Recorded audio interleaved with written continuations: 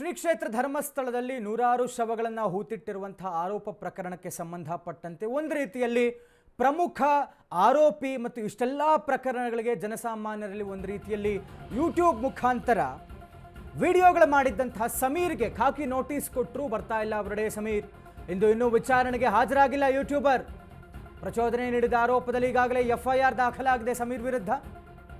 ಧರ್ಮಸ್ಥಳದಲ್ಲಿ ಸಾವಿರಾರು ಮಹಿಳೆಯರ ಕೊಲೆ ಆಗಿದೆ, ರೇಪ್ ಆಗಿದೆ ಅಂತ ಈತ ಹೇಳಿದ್ದ ತನ್ನ ವಿಡಿಯೋಗಳಲ್ಲಿ. ಕೊಲೆ ರೇಪ್ ಆರೋಪದ ಬಗ್ಗೆ ದಾಖಲೆ ಕೊಡಲು ಸೂಚನೆ ಕೊಟ್ಟಿದೆ, ಖಾಕಿ ಬುಲಾವ್ ಕೊಟ್ಟಿದೆ. ಇವತ್ತು ವಿಚಾರಣೆಗೆ ಹಾಜರಾಗಬೇಕಾಗಿದ್ದಂತಹ ಸಮೀರ್ MD ಸಾವಿರಾರು ಮಹಿಳೆಯರಿಗೆ ಅನ್ಯಾಯ ಅಂತ ವಿಡಿಯೋ ಮಾಡಿದ್ದ.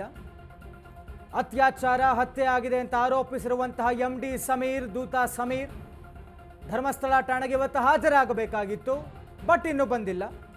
ಸಮೀರ್ MD ವಿರುದ್ಧ ಸುಮೋಟೋ ಕೇಸ್ ದಾಖಲಾಗಿದೆ. ನೋಟಿಸ್ ಕೊಟ್ಟರು, ಬರ್ತಾ ಇಲ್ಲ. ಯೂಟ್ಯೂಬ್ನಲ್ಲಿ ಬುರುಡೆ ಬಿಟ್ಟಂತಹ ಸಮೀರ್. ಬಹುಶಃ ಈಗೆಲ್ಲ ಬೆಳವಣಿಗೆಗಳ ಮಧ್ಯದಲ್ಲಿ ಈತನ ಒಂದು ಕೆಲಸವೂ ಕೈವಾಡವೂ ಬಹಳಷ್ಟಿದೆ ಅನ್ನುವಂಥದ್ದು ವೆರಿ ಕಟ್ ಆ್ಯಂಡ್ ಕ್ಲಿಯರ್ ಅರ್ಥ ಆಗ್ತಾ ಇದೆ.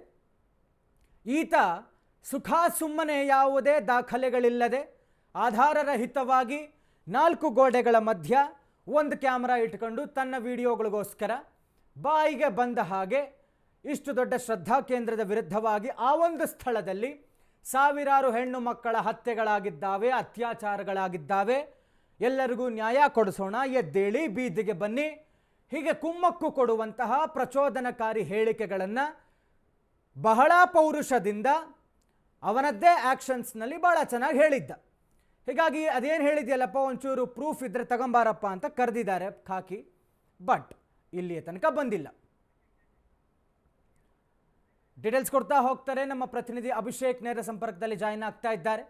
ಅಭಿಷೇಕ್, ಬಹಳ ಪೌರುಷದಿಂದ ಈ ಕ್ಷೇತ್ರದಲ್ಲಿ ಹಾಗಾಗ್ಬಿಟ್ಟಿದೆ ಹೀಗಾಗ್ಬಿಟ್ಟಿದೆ ಅಂತೆಲ್ಲ ವಿಡಿಯೋ ಮಾಡಿದ್ದಂತಹ ಸಮೀರ್ MD ಏನಾದರೂ ದಾಖಲೆ ಇದ್ರೆ ತಗೊಂಬಾರಪ್ಪ, ವಿಚಾರಣೆಗೆ ಬಾರಪ್ಪ ಅಂತ ಕರೆದಿದ್ರು ಕೂಡ ಇನ್ನೂ ಹಾಜರಾಗಿಲ್ಲ. ಏನಾಗಬಹುದು ಅನ್ನುವಂಥ ಡೀಟೇಲ್ಸ್ ಕೊಡೋದಾದ್ರೆ.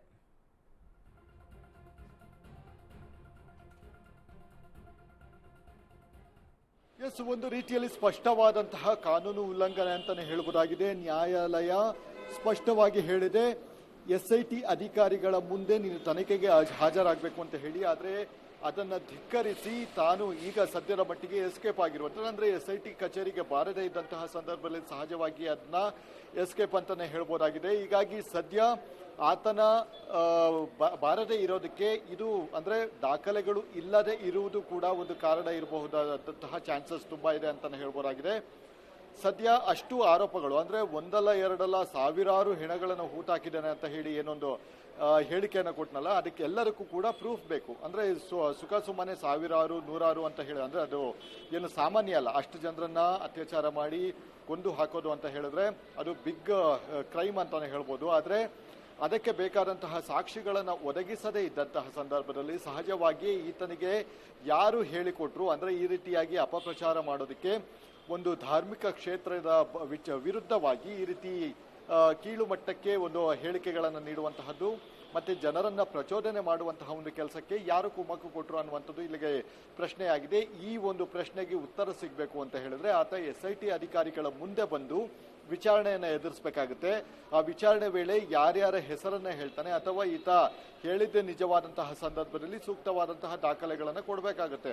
ಅಟ್ಲೀಸ್ಟ್ ಆ ದಾಖಲೆಗಳು ಇಲ್ಲದೇ ಇದ್ದಂತಹ ಸಂದರ್ಭದಲ್ಲಿ ಈತನಿಗೆ ಅಂದ್ರೆ ಯಾರಾದ್ರೂ ನೋಡಿರೋರು ಇದ್ರೆ ಅಥವಾ ಈತನಿಗೆ ಯಾರು ಹೇಳಿದ್ರು ಈ ರೀತಿಯಾದಂತಹ ಘಟನೆ ನಡೆದಿದೆ ಅನ್ನುವಂಥದ್ದು ಅದೆಲ್ಲದರ ಮಾಹಿತಿಯನ್ನಾದ್ರೂ ಕೊಡಬೇಕಾಗುತ್ತೆ. ಆದ್ರೆ ಮುಖ್ಯವಾಗಿ ಆತ ಎನ್ಕ್ವೈರಿಗೆ ಬರ್ತಾ ಇಲ್ಲ ಅಂತ ಹೇಳಿದ್ರೆ ಇಲ್ಲಿ ಸ್ಪಷ್ಟವಾದಂತಹ ಒಂದು ಕಾನೂನು ಉಲ್ಲಂಘನೆ ಅಂತಾನೆ ಹೇಳ್ಬೋದಾಗಿದೆ.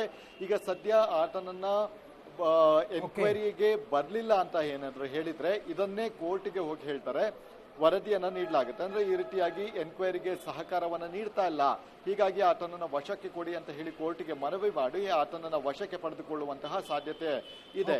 ಸಂತೋಷ್, ಥ್ಯಾಂಕ್ ಯು ಅಭಿಷೇಕ್ ತಮ್ಮೆಲ್ಲ ಡೀಟೇಲ್ಸ್ಗಾಗಿ.